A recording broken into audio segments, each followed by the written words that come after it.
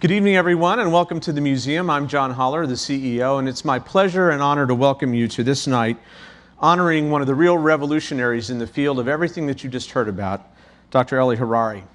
We at the museum consider it to be a great privilege to be connected to this event, which is made possible thanks to many months of effort by the IEEE at the national level, by the Santa Clara Valley section, and by SanDisk. All of them will be represented here on stage tonight, and it's my pleasure to welcome all of them in particular. I especially want to welcome the many distinguished guests who are here tonight, including members of the SanDisk Board of Directors, a large number of SanDisk's leadership team, IEEE President Dr. Gordon Day, and many members of the IEEE leadership team. On behalf of the trustees, the staff, the members, and our amazing volunteers here at the museum, it's a pleasure for me to welcome all of you tonight. The miracles of computing that we all carry in our pockets and our pocketbooks today in the form of smartphones and tablets, the things that play our music, that drive our laptops, or work in amazing ways in thousands of other devices, all trace part of their work to the work of and the talent of Eli Harari.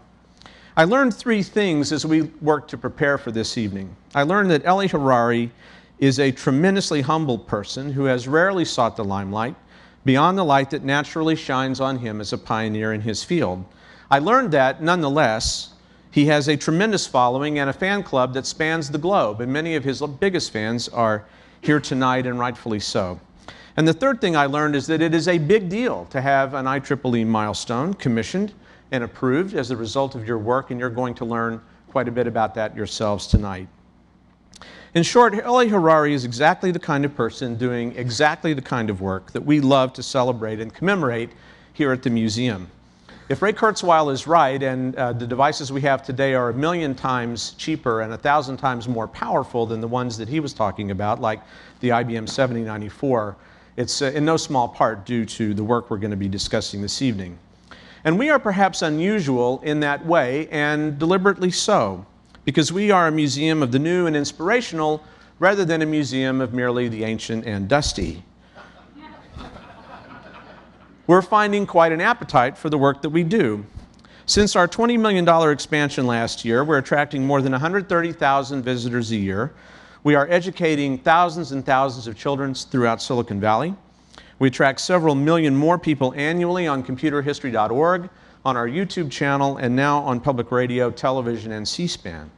So the public and educational interest in learning about the work of people like Eli is growing.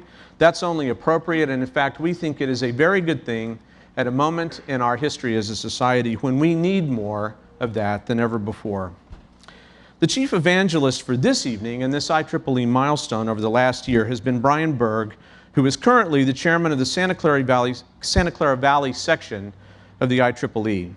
Brian has made a career in specialty storage systems, intellectual property, patents, and storage consulting, and he is also the recipient of the 2012 Outstanding Leadership Award for IEEE Region 6 this year. It's an honor for me now to welcome Brian to the stage to begin tonight's program. Ladies and gentlemen, Brian Berg. Thank you, everybody. Welcome to this evening's event. Thank you, John, for those kind words. I recently read a book about Bell Labs. Its author, John Gertner, was interviewed about that book here at the Computer History Museum this past March. There's a particular passage from that book that I'd like to share with you this evening because it's appropriate for what we're talking about here. Claude Shannon was the Bell Labs engineer who is the key visionary of digital communications. He had already conceptualized the digital computer in 1937. He saw the transistor's invention in 1947 as the likely most important innovation of the century, since it was the ideal digital tool for implementing his digital computer. Shannon felt that information would be the currency of the next age, and he envisioned the transistor as being able to both process information as well as remember information. It's this idea of remembering information that brings us all here this evening. What we are celebrating tonight is a good part of the reality of Shannon's vision. The ability of transistors to remember information, and for that information to be made easily available to anyone in the world. This celebration is by way of an IEEE milestone, which recognizes an achievement in technology and brings it to the public's attention. The ability of a transistor to remember data paved the way for the memory chips that were Intel's first products in 1968. The ability of a transistor to reliably remember data without power and to electrically erase that data is a 1970s invention of Eli Harari, and that is the first part of the milestone that we're recognizing tonight. That invention proved to be a critical enabler of NAND Flash Memory in 1987, 10 years after Eli's invention.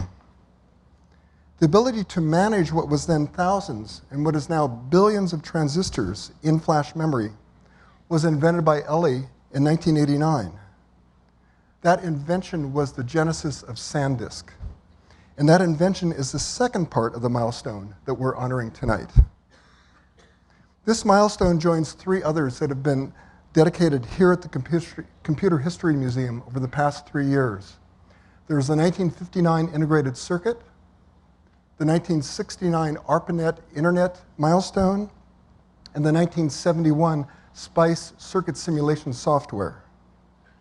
Amongst the many other IEEE milestones is the 1947 transistor, the device that Claude Shannon recognized as the foundation of the information age. Tonight you'll see a special video that was funded in part by local sections and chapters, as well as by some local companies, and you'll see their names up here on the screen. I want to acknowledge them and thank them for their support in this effort. The whole vetting process for this milestone has been a fascinating experience for me. I want to thank Dick Ahrens for coming up with the idea of the milestone 2 years ago at Flash Memory Summit. We both saw Eli Harari at that conference and proposed the idea to him. I also want to thank Avi Klein for his support in gathering the information necessary to substantiate the merits of this milestone. And finally, I want to thank Eli Harari. He often had to go through old files to find history related to his inventions. He also responded to my emails while he was in London at the Olympics.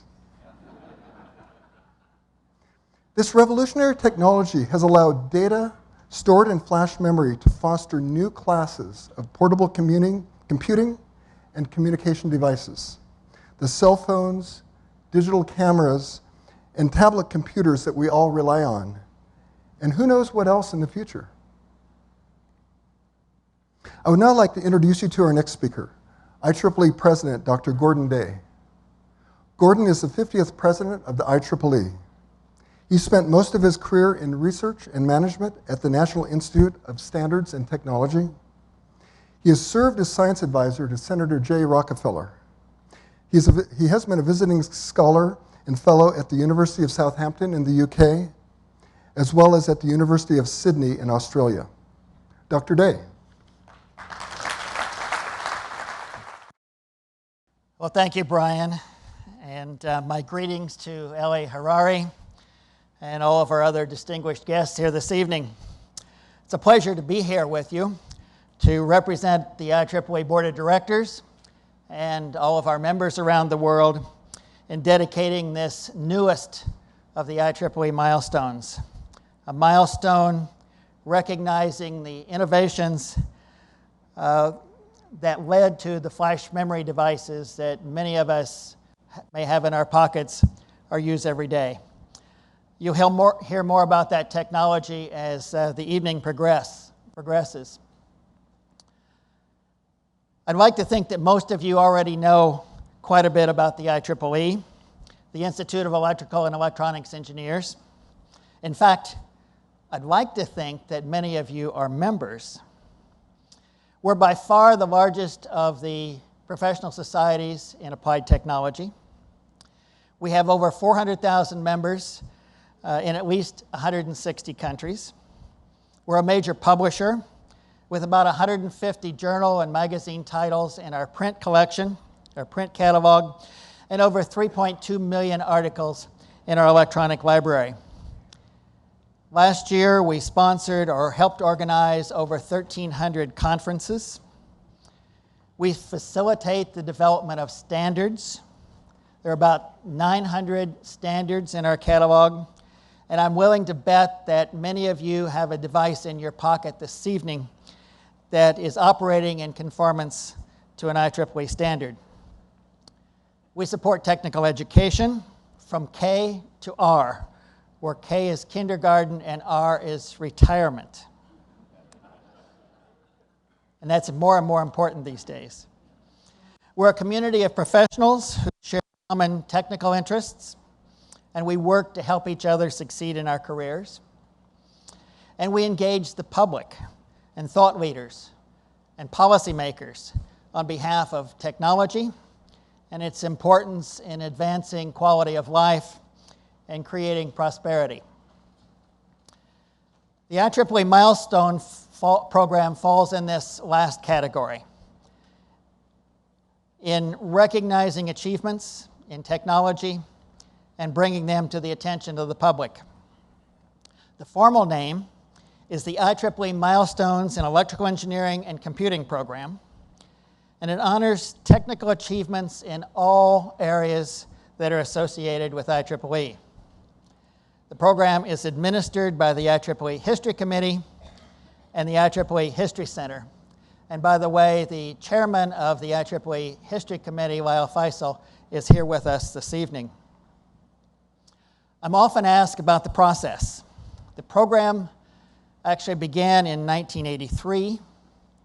Milestones recognize achievements that occurred at least 25 years before they're recognized. They're nominated and sponsored by an IEEE organizational unit. Commonly, that's a local section, or it may be a technical society. So it takes initiative by IEEE volunteers to make this happen. Nominations are reviewed and sometimes revised by the IEEE History Committee. And if and when those nominations are approved by the History Committee, then they're submitted for final approval to the IEEE Board of Directors, much like the other major IEEE awards with which you are perhaps familiar. And whenever practical, we place the bronze plaques, and you'll see one here tonight, that commemorate these achievements somewhere near where the work was done and in a publicly accessible location. The milestone that we're dedicating today for the EEPROM is number 125. And there are 3 others approved, and we're awaiting dedication of those. And if you're at all interested in the history of technology, I encourage you to go to the IEEE Milestones webpage and put this new milestone in perspective and in the context of the others that you will find there. When you do that, you will discover milestones recognizing 3 events that occurred before 1800. 2 of them were the work of Benjamin Franklin, the publication of his book, Experiments and Observations on Electricity, which occurred in 1751, and his work in London between 1757 and 1775.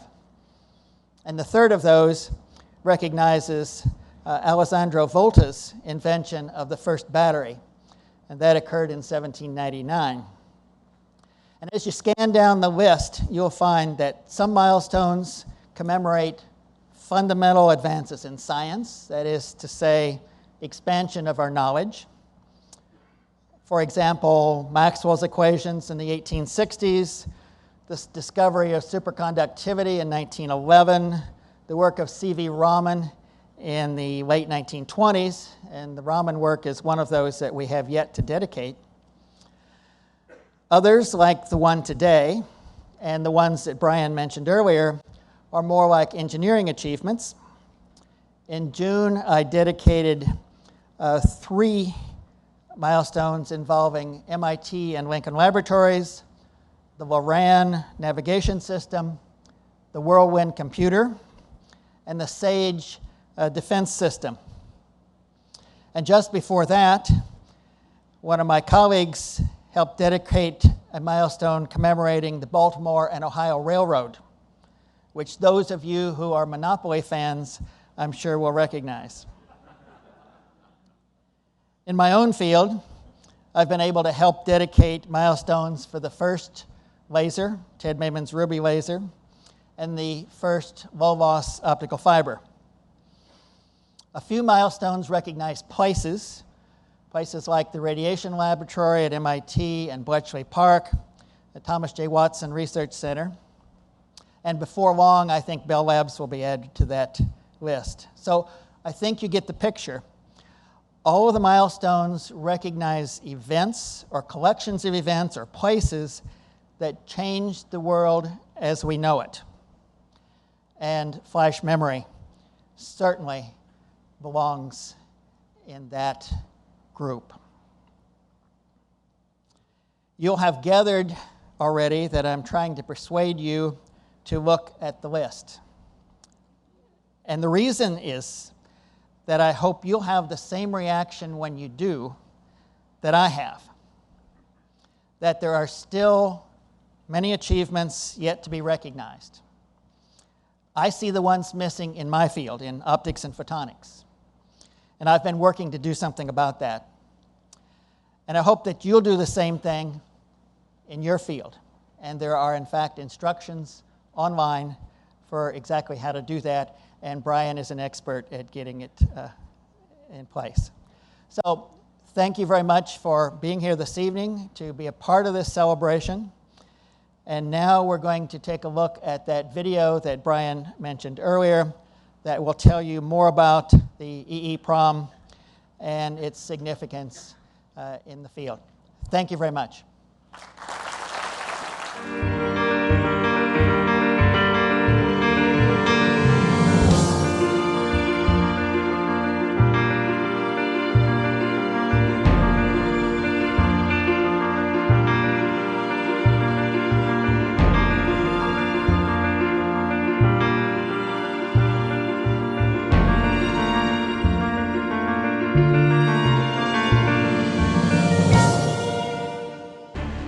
Now it is time to take longer strides. Time for a great new American enterprise. Time for this nation to take a clearly leading role.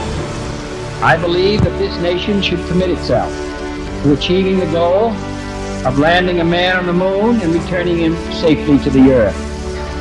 No single space project in this period will be more impressive to mankind or more important for the long-range exploration of space. None of them is sacred enough or expensive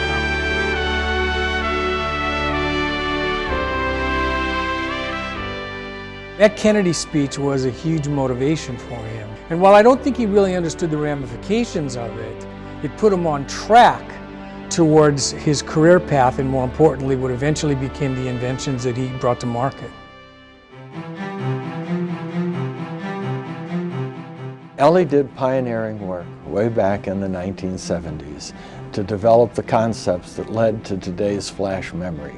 One of Eli's major contributions was making reliable, thinner coatings to improve that tunneling process and improve the performance and reliability of devices that used it. And once you had the ability, you could make a non-volatile memory that had good read and write characteristics. So this was going to be a new technology and a little difficult to sell to the computer industry. And one of the things I learned at Intel with Bob Noyes, if you're going to introduce a new technology, it better have a big advantage in price, performance, or whatever.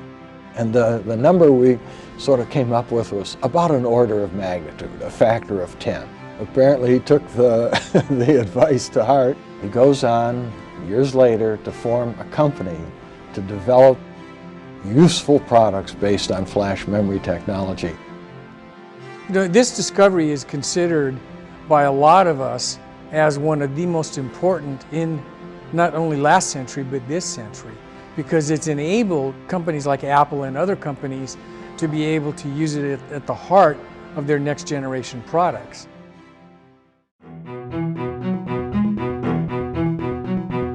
He is a visionary. He has been a visionary even on the projects that haven't worked out. He saw market applications before they developed. He's kind of like a chess player who can see the chessboard a few moves ahead. He can see circuits that way. Today, you can buy a gigabyte for less than $1. Elis' original vision of a flash memory technology and its potential has come long ways. We have reduced the cost by more than 50,000 times. I've gotten to talk to probably every major technology leader, and only a few really stand out as being visionary. Steve Jobs obviously is one of them, and the guys from Google. But it was the same with Eli. Every time I talked to him, he would say, here's where I think this is going. And he was always accurate.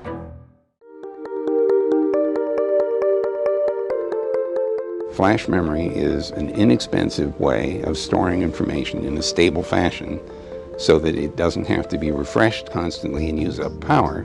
It is an important milestone simply because it makes those small battery-powered devices useful.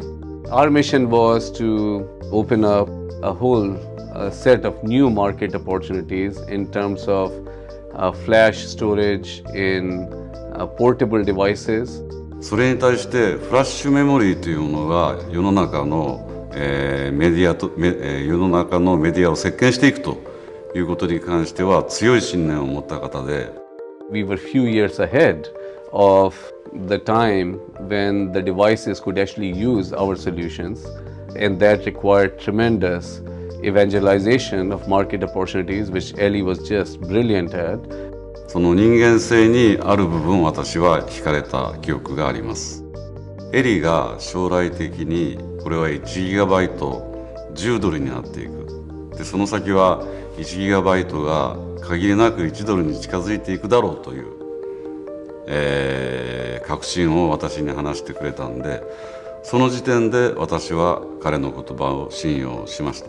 It was really that tremendous persistence in terms of contacting the customers and always engaging in a dialogue with them about the possibilities of flash memory and ability to see several years ahead of where the market opportunities would be that led to the huge success that SanDisk has become today.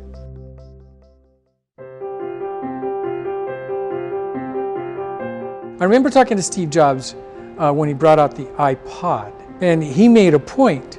In fact, he actually said that flash memory is going to be at the heart, really not of only our products, but any of these going forward. Whenever you take a picture, right, it's stored in flash on your phone, right? Or when you receive an email, it's stored on your phone. Without flash, I doubt we'd have smartphones, right? Certainly not in the way that we think of them today. It just wouldn't work. So flash definitely has changed the world, and it has been a key enabler in this mobility revolution. Millions of individuals who are using flash, who don't know its history, don't know, how it came about, but what they do know is that it works, and they know what its value proposition is to them. Video and photo sharing is really what's driving the whole social revolution online. I mean, you think of YouTube and Facebook owe their success in large part to flash technology. The amount of personal content that people would be sharing of themselves online would be minuscule in comparison to what it is today, thanks to flash technology and thanks to Eli Harari. As far as Nikon or Canon, it totally revolutionized their business. And it really changed not only the way they design their cameras, but how people use them. イメージングインダストリーの中で当然そのカメラ、レンズあるいはそういったそのハードウェア非常に重要です。でも私はイメージングインダストリーの中で一番重要なのはメディア、ストレージメディアだと考えています。The fact that you can store that much of your life's content on a small flash card and that it's that affordable means that Eli Harari and flash memory are enabling millions of customers around the world to capture their life's most meaningful moments and share them with each other. フィルムの時代に、世界中で1年間に撮られた、ショット数は1億ショットでした。でフラッシュメモリーが、普及した、あるいはデジタルカメラが普及した結果、それは1兆ショットになっています。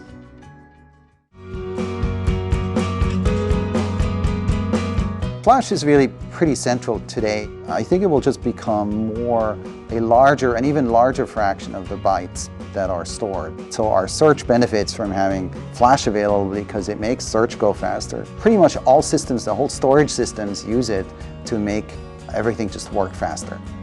Every device in the future, whether it be my refrigerator, my stove, my toaster, because there's going to be a need for some form of memory as a part of the digital structure that drives the next generation of all of these devices.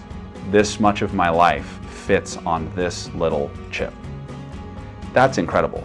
In some ways, that's like a flying car, right? That era is here. Like, the future is now. You'd have to put Eli up there with major industry pioneers in the sense of how he innovated around next generation products.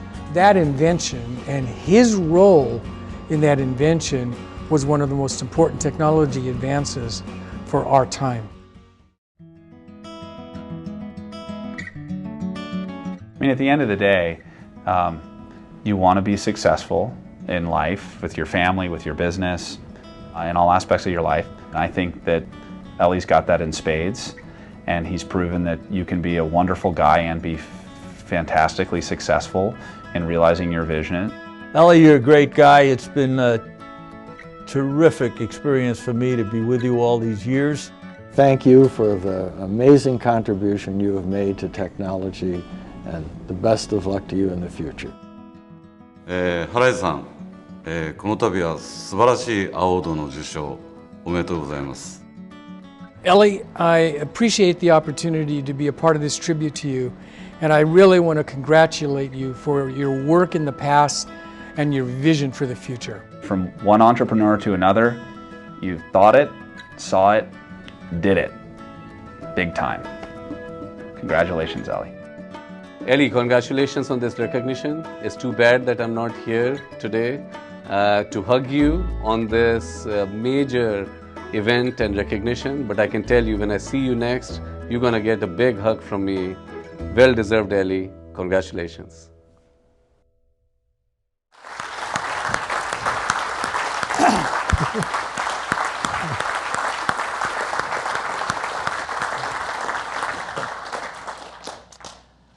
Well, now we have a special treat. We're going to be witnesses to some oral history in the making. I'm told that I'm supposed to introduce Eli at this point. This seems a little bit unnecessary, but I've learned in this job to do what I'm told. Dr. Eli Harari co-founded SanDisk Corporation in 1988 and served as its CEO from its founding until his retirement at the end of 2010. From 1973 to 1983, he held various management positions with Honeywell, Intel, and Hughes Microelectronics. A senior member of the IEEE with over 100 patents issued in the field of non-volatile memories and storage systems, his contributions have earned him widespread recognition, including the 2006 IEEE Reynold B. Johnson Data Storage Device Technology Award and the 2009 Robert N. Noyce Medal. Eli, we're pleased that you're willing to be here and take part in this oral history. To facilitate this oral history, we're very fortunate to have with us Mr. John Fort. John Fort is a technology correspondent in CNBC's Silicon Valley Bureau, where he covers the companies, startups, and trends that are driving innovation in the industry, including in his Tech Check blog. Fort was previously a senior writer at Fortune magazine, where he covered both large technology companies such as Cisco, Hewlett-Packard, and Microsoft, and trends, including cloud computing and the smartphone revolution. John? Welcome. It's all yours. Thank you. Eli, so glad to be with you. An engineer who does what he's told. They do invent new things every day, right? Yes, sometimes. Well, I remember, I think we first talked back when I had recently moved to Silicon Valley more than 10 years ago. SanDisk was one of the fastest growing companies back then, just a fraction of the size it is now. And you've done so much and so well since then. So hopefully we can just have a conversation and chat for a bit about the way you've come. SanDisk now worth more than $10 billion, billions of dollars in revenue per year. Way undervalued. You still got it. Take me back to when you were first deciding what you were going to be when you grew up. All right? Where were you? What were you doing when you realized, I want to be an engineer? So we go really a long, long ways back. I was a very good student in high school. My parents always encouraged me to be a good student. I was a hard worker.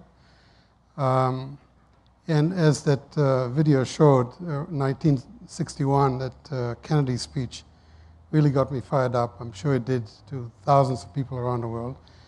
I was 16 at that time, and I felt that I wanted to be in the physical sciences, maybe one of these days be an astronaut, but basically to be in physics and engineering. That was a good start. Talk to me about your community at the time, sort of what else was going on around you as you were making your plans for the future. What kind of a contribution did you want to make? Well, you know, I wanted to be a scientist. I was not at that time. I was studying in England in a boarding school, all-boys boarding school. And I was very, very good in the sciences. I just wanted to be really a scientist. I wasn't thinking about either an engineer or an entrepreneur. That came much, much later. And then what did you do after school? So I went to, I had to go back to Israel to do my military service. I was in the Israeli Air Force in the logistics, just a clerk. And then went to Manchester University, studied physics, my bachelor's degree. And then in 1969, came to the United States. This was a month after Neil Armstrong touched on the ground, that one small step for man. So it was really amazing that from Kennedy's speech to the fulfillment of that speech, I was getting myself ready. I came to Princeton to do my PhD in solid-state sciences, funded by the Office of Naval Research in the Aerospace and Materials Science Department to study space radiation effects on semiconductors. So all of that, of course, I had not planned, and it was just incredible. In fact, my first application to Princeton was rejected, and probably somebody turned them down, and they followed and said, well, if you want to come, we can still take you. So. Hope someone from Princeton is here tonight. That's great. Talk to me about Flash and the milestone that we're really honoring tonight. What was the significance of that? So we really, this celebration tonight really is, first of all, the result of many, many people's work. It's not just myself, particularly later on at SanDisk, where my co-founders, Sanjay and Jack, Bob Norman, and many others that are here today really make this thing happen. But basically, if you look at the bookends, you know, the front bookend and the back bookend of flash memory, the front one was the work I did at Hughes Aircraft, which was really to invent an EEPROM device that was electrically erasable by really developing the physics of very thin dielectrics, SiO2, and the physics of Fowler node tunneling to program and erase electrically a floating gate device. This was a major breakthrough, and for 2 years I did some very fundamental work at Hughes Aircraft, and some of the people from Hughes are here today. Tom Toombs was my boss, and Keith Shelton was another one that were working with me at that time. And at the end of that work, 1978, I published at the Journal of Applied Physics very, very extensive work on these thin films and proved, in fact, that they were reliable, that we could get them to work in a practical device. But the data also showed very conclusively that these devices would wear out, that you could program and erase a number of cycles, around 10,000, 100,000 cycles, but eventually every one of those cells would break down. So it's as if in today's cameras, you could take pictures for 3 months and then... Right. A camera is a very forgiving application. Nobody would ever take 100,000 pictures. But well, I don't know. Yes. We've got camera phones now. Right. But for the chip, as a standalone chip, it was far superior to an EEPROM chip. But for storing code, microcode, in Ted Hoff's microprocessor, it was very, very good. But for storing data and content and pictures and music and emails and so on, it was just not going to cut it. And the solution was not to try to violate laws of physics. The physics was very clear. If you're going to pass electrons through that thin oxide, you're going to create electron traps, you're going to fill those traps, you're going to break down. There were ways to build it better, than, to optimize it. At the end of the day, the physics was the physics, and I was a physicist. And physics is the ultimate truth. You do not violate a law of physics. It's the ultimate truth. So when I started SanDisk 10 years later, 1988, the concept was, let's build a holistic solution. Let's put a complete system that contemplates the failure of these transistors, these bits, but through very, very sophisticated algorithms, minimizes the stress in the devices, levels out the wear out, maps out all the defective bits, maps out part of the entire memory, and is also very compatible with a disk drive. So the chip itself would have to be totally newly architected, radically architected to emulate a disk drive instead of an EEPROM or a static RAM. And it needed to have a controller. And very, very importantly, as we touched before that, it needed to show the way to low cost. Cost, we recognized from the beginning, as Ted Hoff, who is here, by the way, today. Great. Really honored to have him here today. That 10x cost reduction was very, very, very critical in our mind. And when I went and talked to customers in the early days of SanDisk, they all said, you need at least 1 million write erase cycles, or at least make it transparent, and you need a cost structure that is way, way lower than what you have. Way, way lower. And now, you said that physics is physics and you can't get around it. But to me, it sounds like you just broke a law of physics and created magic. No, but there was another law. It's called Moore's Law. And Moore's Law basically rides on the economic drive when there is market requirements for certain storage technology at a certain price point. The industry will live up within the laws of physics. You can do a hell of a lot of things, and we did. That's the quote of the night, by the way. What, yeah. So Moore's Law was leveraged to the hilt, not just by SanDisk, but by our competitors. But System Flash allowed you, in fact, to use highly defective parts by mapping out all the defective parts, bits, and that allowed you to move very quickly from one generation to the next, because you didn't have to have perfection at each generation. In addition to that, the whole industry was moving, from 6-inch wafers to 8-inch to 12-inch, from steppers to scanners.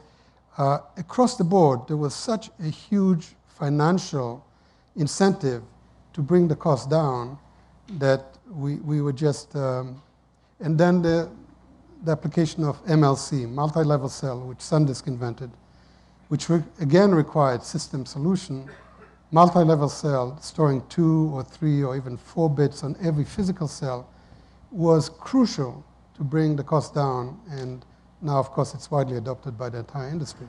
I tell you, one of the things that's always amazed me about you as an engineer and as an entrepreneur is sort of what you mapped out there about it's not so much not having any imperfections happen in the course, being able to map them out. Yes. And get around them. So SanDisk was not your first start. Right. I'm a second chancer. I believe in second chances. My first startup, I was a failure. Tell me about WaferScale. The original business plan for WaferScale, which I started in 1983, was actually to build a wafer-level system storage solution based on EEPROM. This was before Flash was invented or conceived. But I said, never mind. We'll find a way to make EEPROM cheap enough. But it was just way too complicated, and I could not get funding. So the business plan was changed. Yoram Sadao was with me at that time. Yes, it was a failure, and eventually I was nudged out.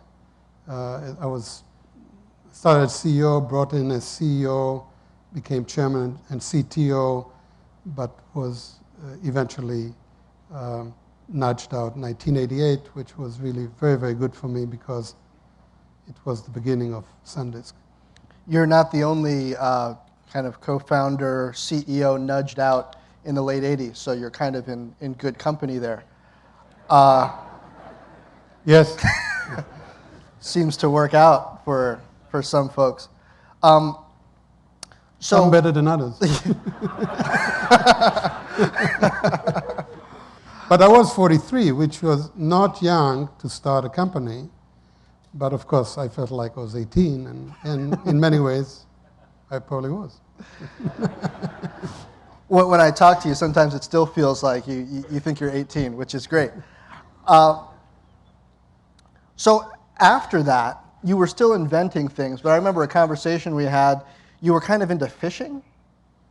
Oh, that was a story. This was in 1975 or so at Hughes. Hughes was a great company, but I was unhappy because I was used to university PhD program. You're kind of a one-man show. You work day and night whenever you want to. And Hughes was much more structured. So I was inventing all kind of stuff, and I also taught myself how to file patents, how to claim, and so on, which was actually later on very useful.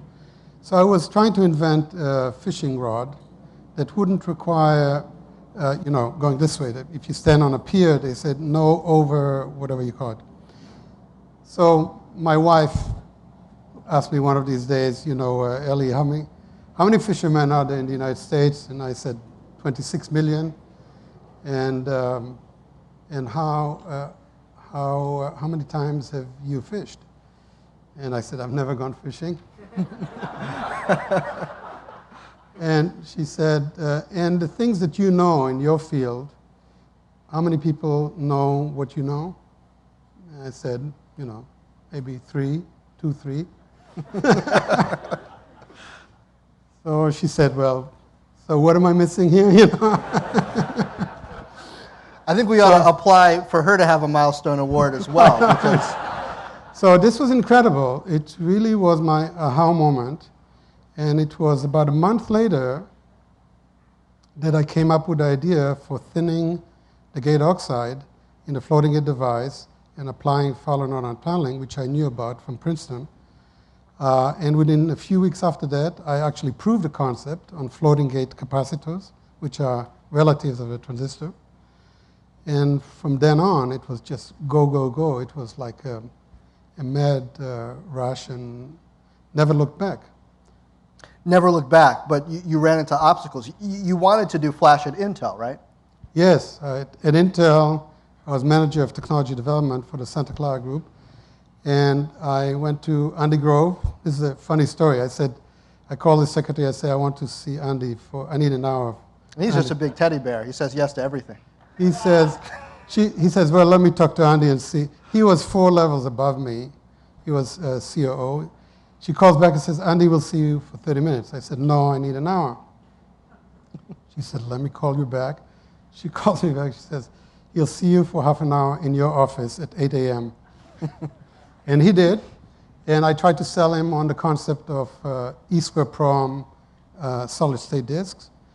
And at that time, Intel was working on magnetic bubble memories. And he just turned me down in the meeting. He said, no, we're not going to do that. 8:30, he walked out of the thing. So that was, nothing happened of that. Intel missed a big opportunity. Why didn't you give up? I mean, give up? Give up. I mean, lots of, it's a new concept for you. Yes, a new concept, but people do it all the time. You know, very important people tell them that they're wrong or that their idea won't work or they're not going to make it, and so they decide to go fishing. By the way, I've still to fish the first time. I've noticed. You didn't go fishing. Well, you have to believe in some things. You need to, if you believe very strongly in something, you need to act on your conviction. This is not trying to be nice or be popular. You only go through life one time, right? And you really need to, and that's an advice I would give to any entrepreneur. Trust, listen. You have to absorb, wisdom from other people.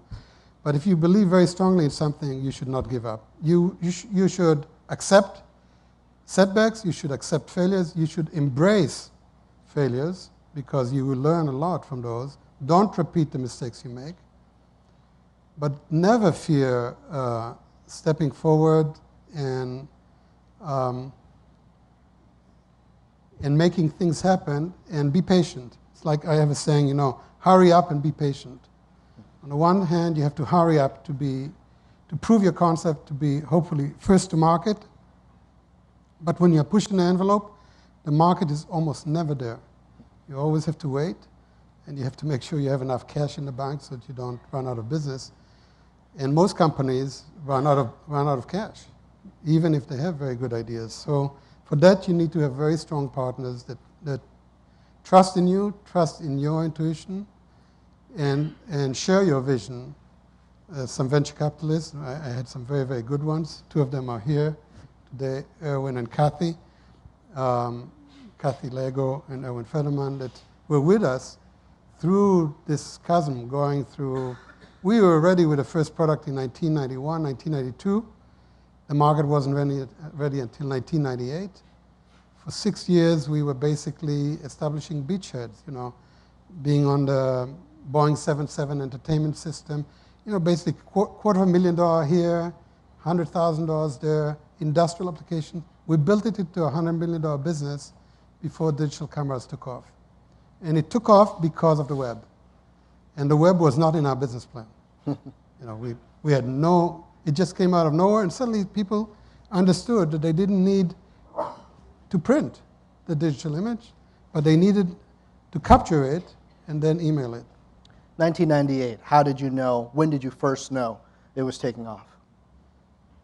Oh, well, we went public in 1995, and every year after that, things really, it was very exciting. It was like, 150, 200% growth every year in terms of revenues, in terms of megabytes, in terms of people. The strategy changed all the time. We were first an industrial company, then we went to retail. We wanted to compete. We had a big dilemma. Are we going to sell to Kodak?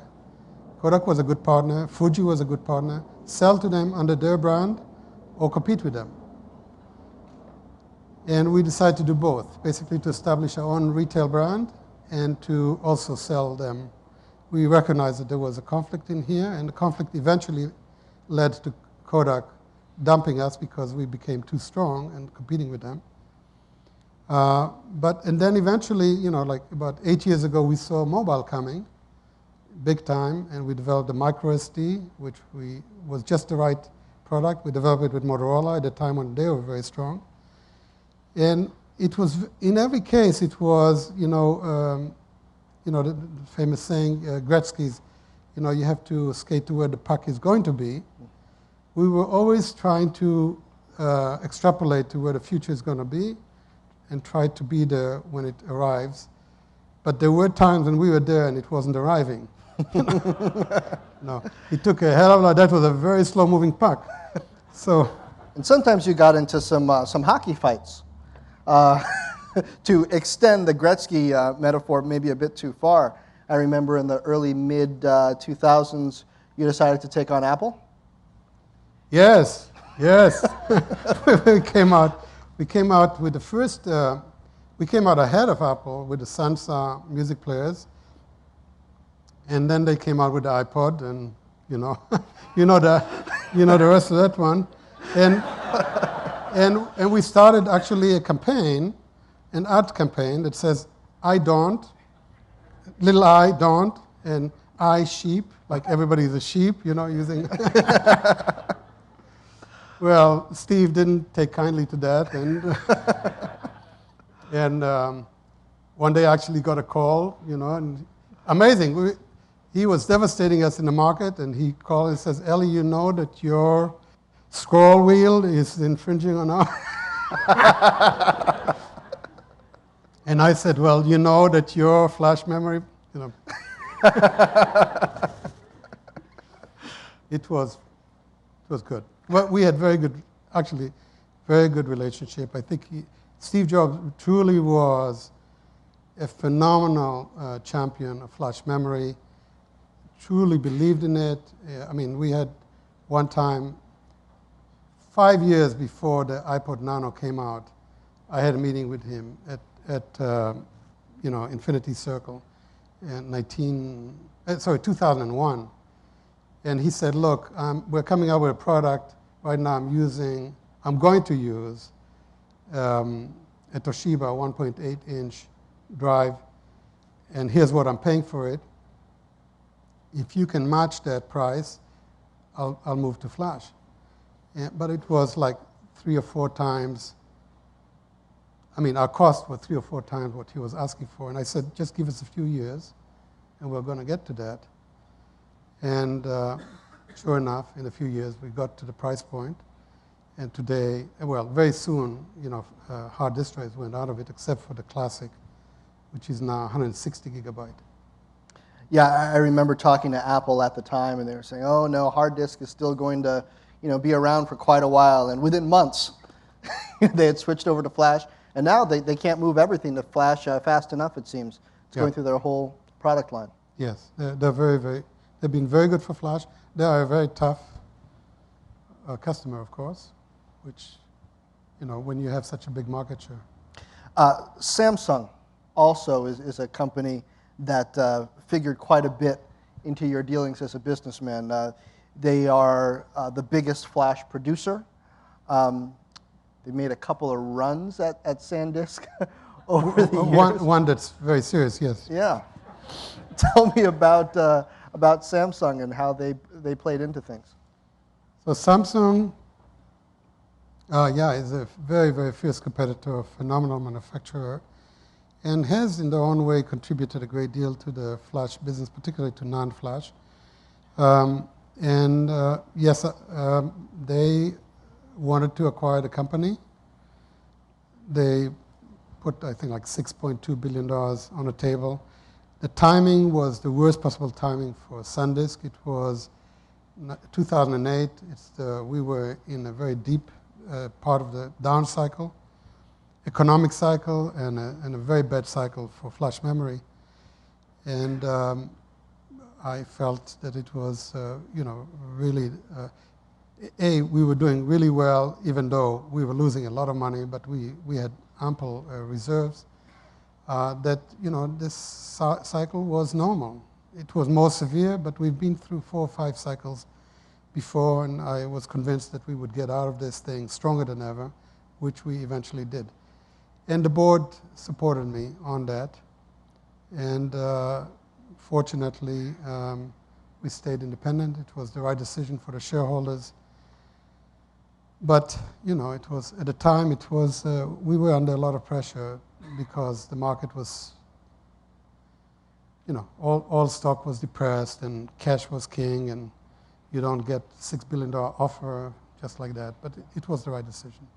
Yeah, I mean, in case people forget, 2008 was when everything was really going down the tubes. Yes.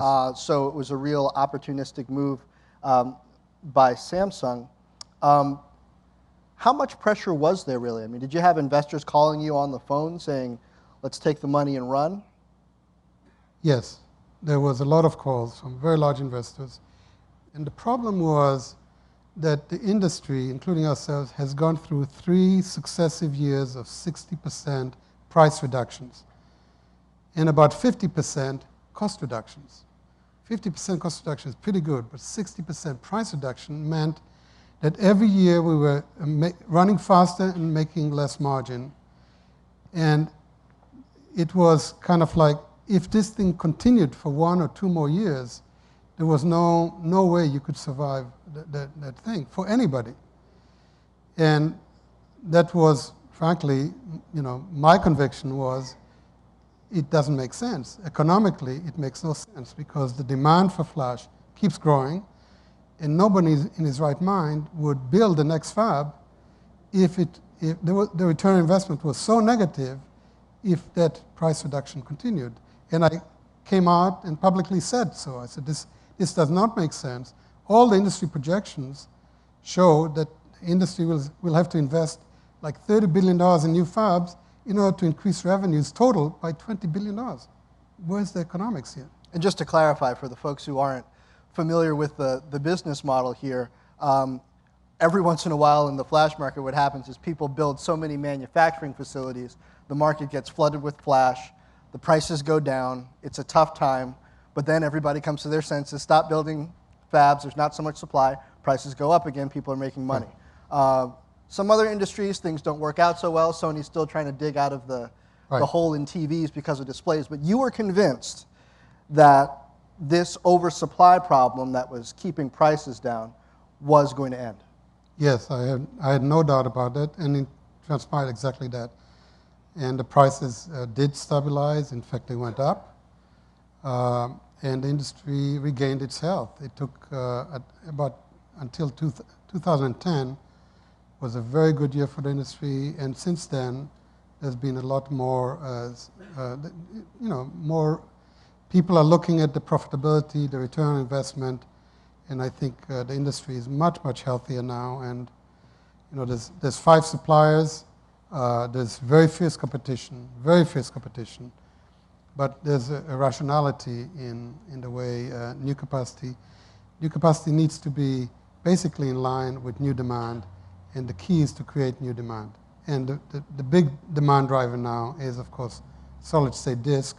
And we're at the beginning of a major, major new cycle for the industry. And I'm not talking here as SanDisk.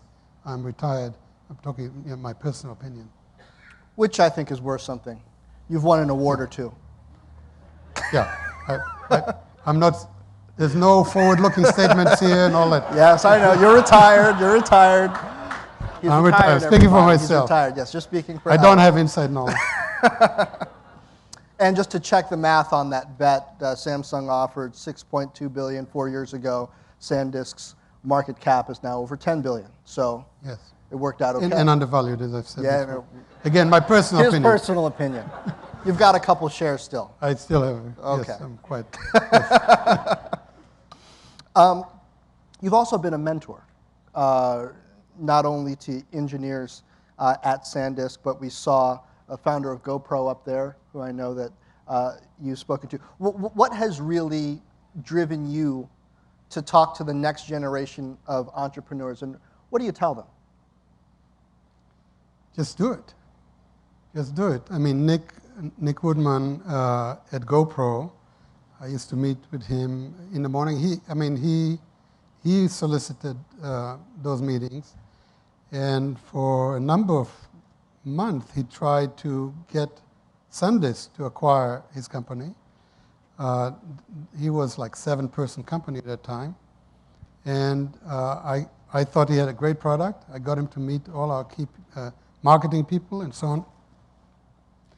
And they said to him, basically, you have a great product, But it's sports, surfing stores and all that, action photography, it's too small a market. But we like you. How about, sell your business to somebody else and come work for SanDisk?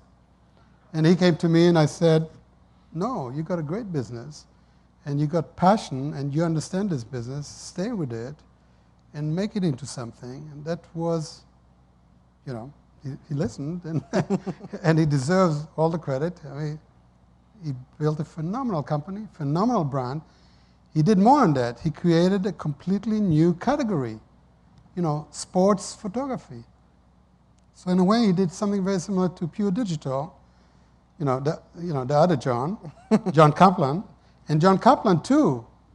I worked with him, and did he ask you whether he should sell to Cisco?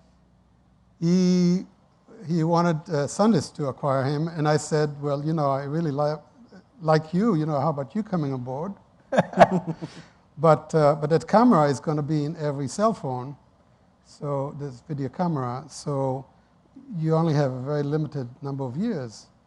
And it transpired correctly, and Cisco, to his good fortune, Cisco did acquire him, but unfortunately, it was as I was, you can't. Look, you can't beat the video cameras that you have today in your pocket all the time. I had a really nice camcorder, a Sony camcorder at the Olympics, and I was recording mostly on the iPhone, video recording. Steve Jobs would love to hear you say that. Yeah. Yes. Yeah, it's the camera that you have with you, which 10 times out of 10 runs on flash these days, is the one that gets used, isn't it? Yes, yes. And I would go into the stores when this was happening and kind of, okay, 1 out of 20 is flash, and then 2 out of 20 is flash. Until today, wherever I go into stores and check out the counters, and Shuki, Shuki's our senior VP for retail. And my joy is we went a few years back to the Antarctica, and the southernmost part of the world in Argentina, the store had SanDisk. And last year we went to the northernmost part of the world. It's called Spitsbergen Islands, part of Norway, right by the North Pole, and sure enough, they were selling SanDisk. That global expansion was no accident. A couple years ago, SanDisk took special pains to really work on the channel and grow globally. What do you see as the challenges, not for SanDisk specifically, because you're retired, but just in general for spreading this kind of technology globally? What do you see as the challenges for getting this technology into more hands and having it affect more people? The biggest challenge is gone. The biggest challenge was that the cost was too high. Today, really, you can store 250 pictures for $3. There is almost everybody in India can afford a 2 or 4 gigabyte card either in the camera or phone or in a tablet PC, a $35 PC that 100 million kids in schools are going to get, that's internet connected, and it stores everything on a 4 gigabyte. So the cost and the price is no longer a major barrier. Then the key is to get through to people, to have your own distribution channels on the retail side, on the OEM side, of course. Who the OEMs are, the rising Chinese OEMs, particularly on the mobile side. There we work mostly with the Qualcomms and the TIs, the chipset manufacturers, and make sure that we are in the reference designs and that our storage works seamlessly with theirs. And that's how you get. So the idea is to have as broad range of channels, distribution channels, and to try to reduce the friction for the product to get into the customer's hands as much as possible. We've got a few questions from the audience, too, that I want to be sure to get to now. First one, why did the SD card format win out for personal systems? SD card was, Matsushita came to us, Panasonic came to us in 2007. We had developed the MMC card with Infineon. And they came and said, we want to develop an SD card, and we want it to be tailored to consumer electronics. And we will make sure that every Panasonic product will have a slot for this SD card. And we said, sounds like a very, very good idea, but we'd like to get a third company, and that was Toshiba. We brought Toshiba. Panasonic said, no, no, no, we want a proprietary product, just you and us. And we said, no, we want an open standard. And we said, let's bring Nokia, because Nokia was supporting MMC. We convinced Panasonic to bring Toshiba in. The three of us were sitting in a room, and the Toshiba guy says, let's get a name, we were trying to figure what we would call it. The guy from Toshiba says, you know, we had a thing that's called SuperDisk, Toshiba says, and the logo for that was SD. Well, SD is SanDisk, you know. So we spent a lot of, Toshiba says, we spent a lot of money getting copyright protection for this SD logo around the world. We are prepared to donate it for this SD card, secure digital. And I waited about a nanosecond. I said, I think we should adopt SD. So we did, and it was really amazing because the SD card was an open standard, not royalty-free, but open to all comers. We had the SD Association. Matsushita did put it in every one of their products, which was really phenomenal. And I just contracted this with working with Sony on the Memory Stick Pro. And the Memory Stick Pro, again, Sony put it in every one of their products, but it was a closed standard. And you can see today SD prevailed. SD and then the mini SD and then micro SD. Second question, do you think Flash could one day replace hard disk drives? This must be somebody who doesn't know you who asked this question. But do you think at the 1, 2, and 3 terabyte level, when could that happen? Flash really does not need to replace hard disk drives. If you look at the hard disk drive market, probably 85% of it is very cost-driven and relatively performance independent, agnostic. 15% is very speed-driven or power-driven or size-driven. That's the part of the hard disk drive market that is for Flash to take, for solid-state disk.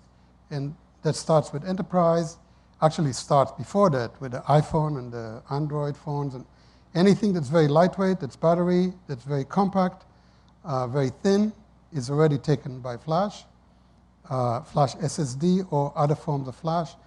And the rest is really enterprise, where performance is everything, cloud storage, where you need access, very fast access through millions of people addressing the cloud at the same time, caching of the Flash in your pocket.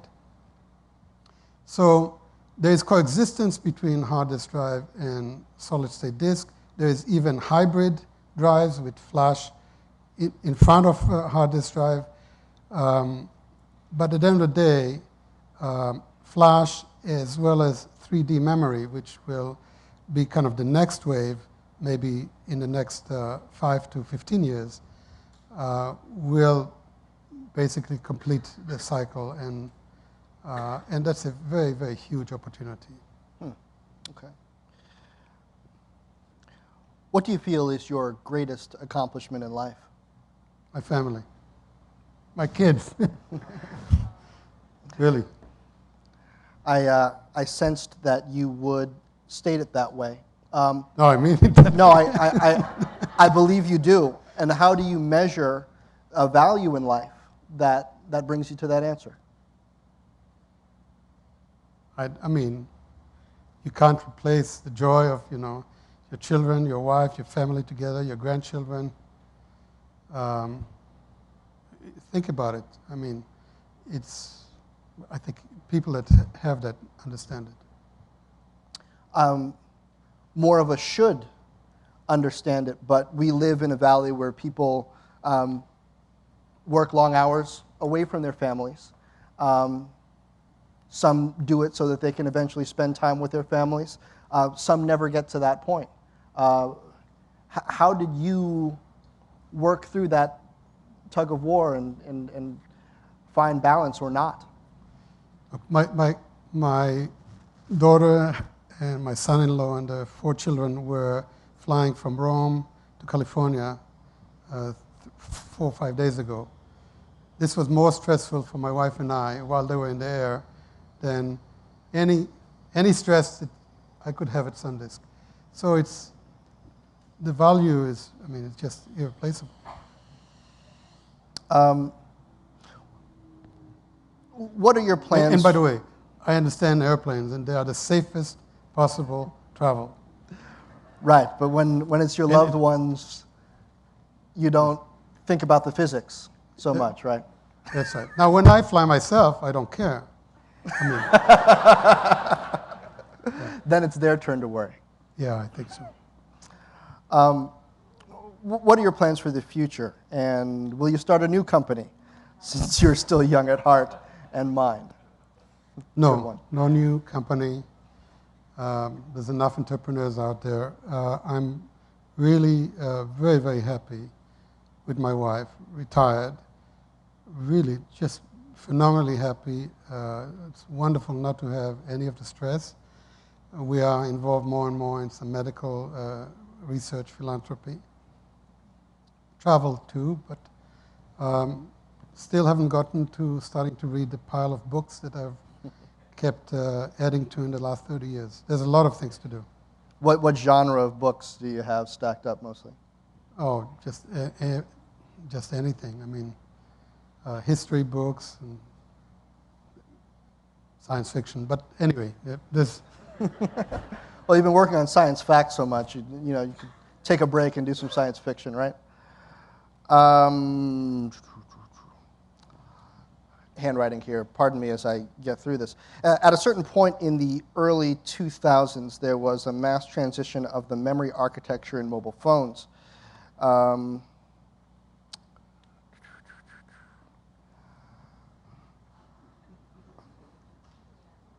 Previously, a NOR-based architecture was in place, and that was the incumbent. However, System Flash ended up prevailing. Was it purely cost-based, and how did SanDisk enable the switch? SanDisk pioneered the switch and exercised it, and for a while was unique, alone in that, but eventually the whole market, Samsung, Toshiba, Micron, Intel, everybody, basically adopted that concept. But I would say that the architecture of Flash today, the difference going from NOR to NAND was because NOR really was not scalable anymore. NAND was dramatically more scalable and therefore was able to continue. But the architecture that you have today with NAND Flash, with the system architecture, it still represents a relatively old architecture. It's the architecture still of a disk drive and really does not take full advantage of the faster latency. There's so many advantages of flash memory. And I believe that in the next 10 years, flash memory will start encroaching not just on hard disk drives, but also on DRAM, particularly mobile DRAM. But it will require different kind of architectures that emulate more a DRAM than a hard disk drive. But that's going to happen because NAND flash today is already 10 times lower cost than DRAM per bit. And remember, that's 10x cost factor. It's enough for new hierarchies of memory to develop around flash in a much closer to the processor rather than a disk drive replacement. How did you recognize that NAND would work well in a system similar to hard disk drives? Was there an aha moment?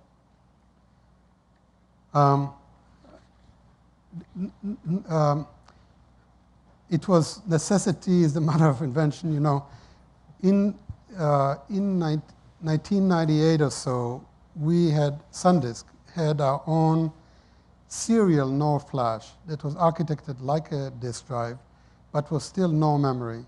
But we were beginning to see the brick wall, the scaling limitation. We were at 256 megabit. It was ahead of the rest. It was ahead of NAND, but we were getting to see significant problems, and extrapolated that we could do 512 megabit, but that was it.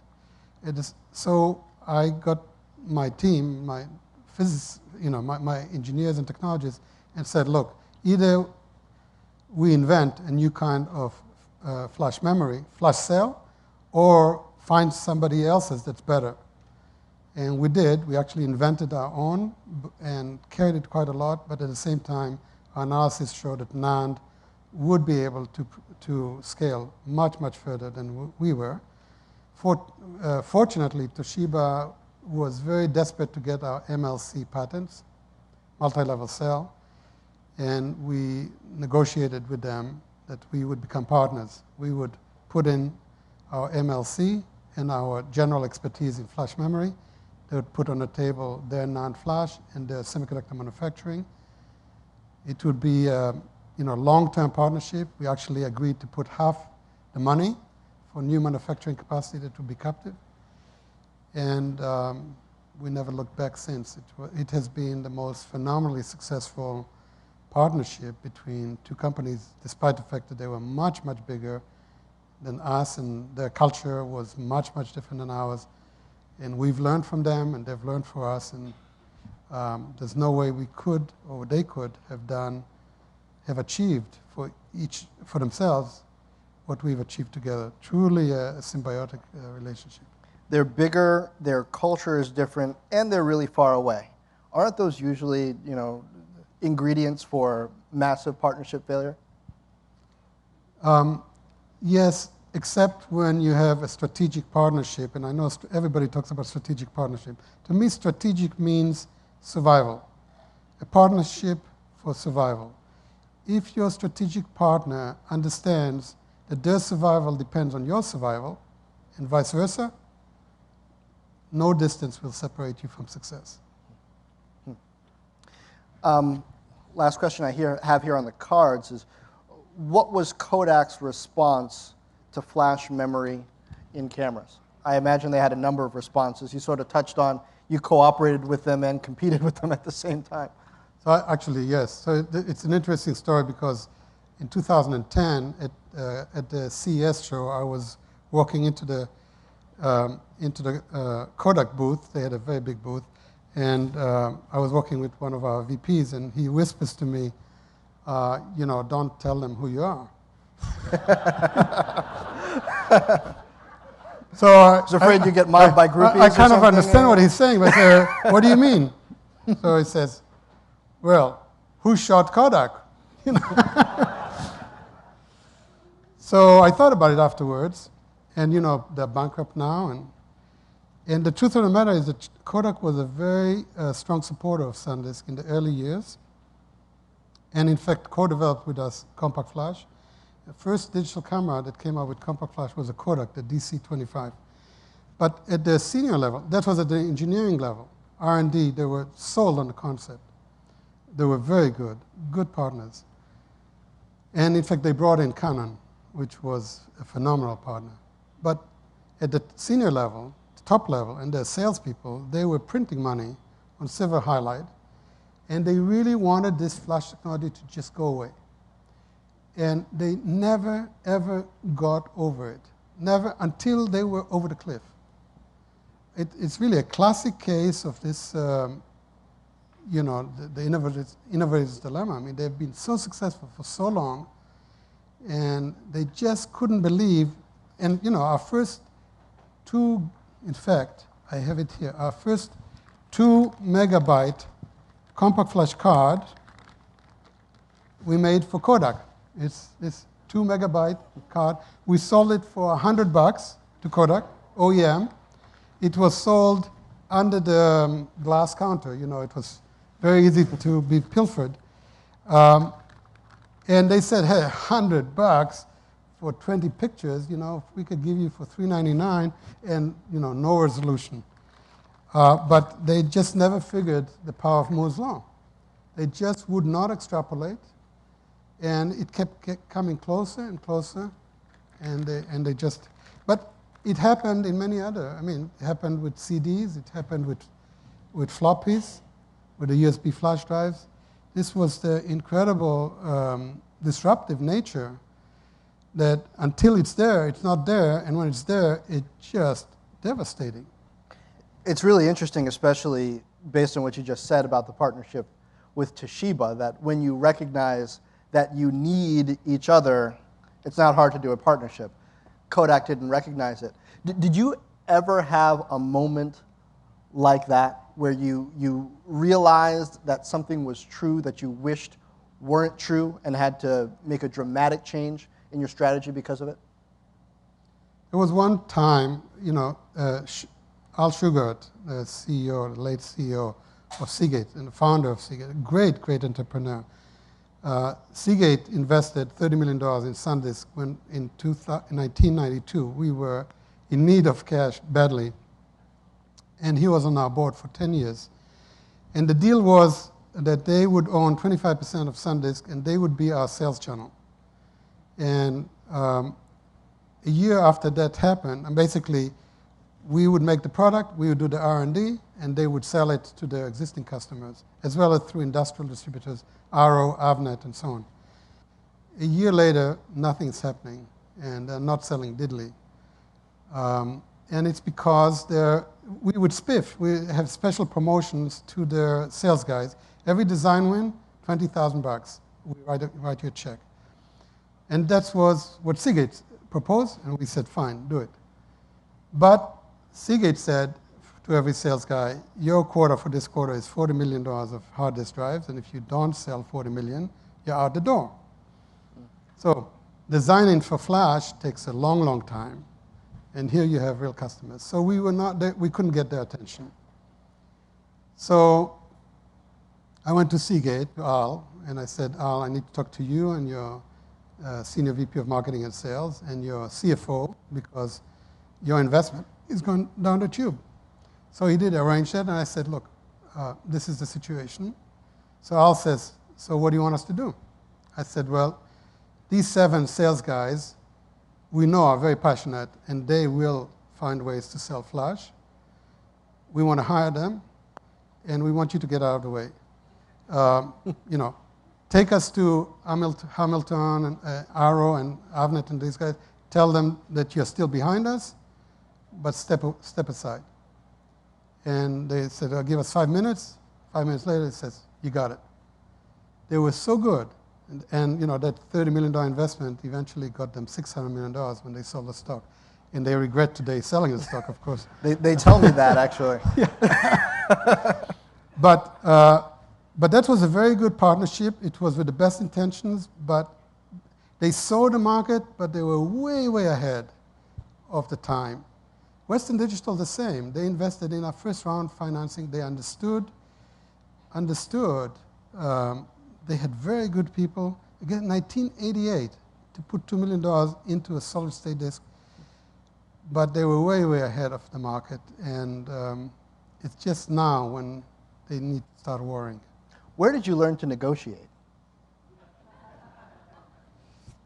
You know. No, in Israel, I don't. Come on. when you're born in Israel, need I say more, you know? I suspected that's what you were saying, but you negotiate about everything, you know? They're saying wherever it's 2 Israelis, there are 3 opinions, you know? It served you well. But the negotiation really is very important. You really need to understand the other side. And you need to understand what the other guy, the guy sitting opposite you, needs to have and accept that. Because a one-way deal, you can only do this once or so. If you want a recurring partnership, relationship, any kind of transaction, you really need to put yourself in the other guy's shoes. And if you can live with that, then that's good. The problem is when the other guy doesn't put himself in your shoes, and it's a win-win for him or her always. And that's not a guy you should do business with. Last question, because we're running out of time. What's your outlook for Silicon Valley, which you have given so much to and changed so much, and for the United States? I've just come back from Britain, and I tell you one thing that you could see from the Olympics in Britain is that Britain's incredible gold medal count, maybe 2/3 of that come from athletes that are sons of immigrants or daughters of immigrants. England in the last 20, 30 years opened its doors to assimilate immigrants from the entire old British Empire, from Jamaica and some Somalia, Uganda, Kenya, and so on. And they are now reaping the benefits in the sport field. And this is really one of the main things for this country is this country really is a country of immigrants. I am an immigrant. Sanjay Mehrotra, our current CEO and co-founder, is an immigrant. Jack Yuan is an immigrant, our third founder. And we built a company that has 4,000 employees, half of those in the United States, high-paying jobs, really impacting people's lives. None of these jobs was taken from any American worker. If anything, just the opposite. So this country needs to get on with this thing, and this bashing of immigrants is really, it's very, very short-sighted. Secondly, the education system is in shambles, of course. Third, the political system is so dysfunctional. I don't know what to do about it. But the United States has what it takes. It's still the best country in the world for anybody to come to. It's still the greatest country as far as dynamism and industry and potential. It's just phenomenal, really. We got to believe in ourselves. And I think this is still the century. The 21st century still will be the century of the United States. But we need to do things differently. And never give up, which is something I think we've all learned. Absolutely, never give up. You know, I want to tell you this thing. Bob Wallace, who's not here, but Steve, his son, is here, once gave me, 20 years ago, a drawing. You've seen some of this. It's a stalk, and there's a frog inside the beak of the stalk, but he is strangling the stalk. It says about it, never give up. And on that note, thank you so much for everything you've given SanDisk, the Valley, and the world. Thank you. Thank you. Thank you. Good. Thank you. Okay. John, thank you for your participation. That was a real master class in how to conduct an oral history interview. Thank you.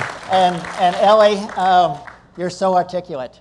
And thank you. And thank you for your openness and your candor. It's a gift to us who had the chance to be here and see it live. But it's also a gift to the people who are going to watch this later, and I think especially to the next generation of technologists and entrepreneurs especially, who will be watching that for a long time to come. We have one more short but very, very important thing to do, and that's to unveil the plaque here tonight. And Eli and I are going to do that in just a moment. I want to read the citation. You saw it briefly on the screen earlier. The citation says, from 1976 to 1978, at Hughes Microelectronics in Newport Beach, California, the practicality, reliability, manufacturability, and endurance of the floating gate EEPROM, an electrically erasable device using a thin gate oxide and Fowler-Nordheim tunneling for writing and erasing, was proven. a significant foundation of data storage in flash memory. This fostered new classes of portable computing and communications devices which allow ubiquitous personal access to data. That's what it says on the plaque. Ellie and I are now going to lift the veil from that plaque, and you'll all be able to see that.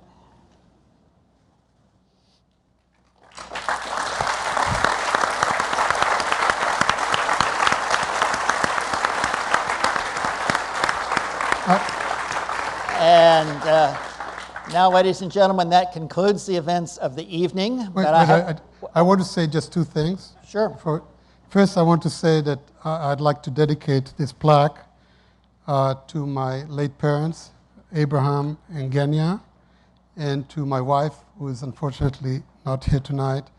But all three of them have, well, my parents always believed in me. My wife has been with me every step of the way, and I want to dedicate this plaque to them. And the second thing I want to say to everybody is, may the force be with you.